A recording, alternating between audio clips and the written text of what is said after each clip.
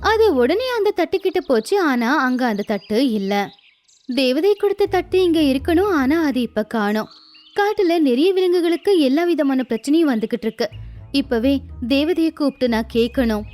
அப்படி சொல்லி மிங்கி ஆகாயத்தை பார்த்து, தேவதையே, இப்ப உங்க உதவி எனக்கு தேவைப்படுது. தேவதையே, இப்ப உங்க உதவி எனக்கு தேவைப்படுது. அப்படி சொல்லி மிங்கி சத்தமா கத்திக்கிட்டு இருந்தா. அப்ப தேவதை அங்க வந்தாங்க.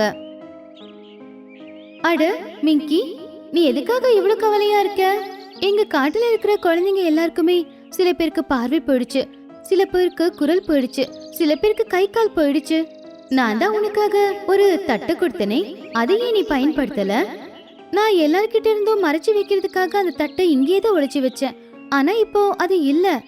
எனக்கு தெரிஞ்சு அந்த தட்டை தூக்கிக்கிட்டு போனவனும் காட்டுல இருக்கிறவங்களுக்கு பிரச்சனை கொடுக்கறவனும் ஒருத்தனா தான் இருக்கணும்.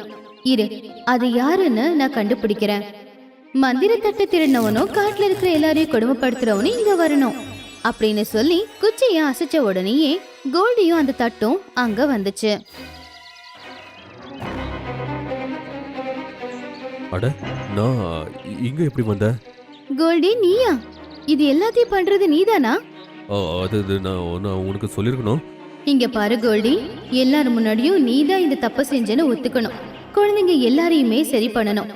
அதுக்கு நான் உனக்கு கொடுக்கற நேரம் இன்னைக்கு சாயந்தரம் வரைக்கும் மட்டும். எல்லாத்தையும் சரி பண்ணல, நான் உன்னை எறும்பா மாத்திடுவேன். அட இல்ல, எல்லாருக்கும் உண்மையை சொல்லிடுறேன். குழந்தைகளையும் சரியாக்கிடுறேன்.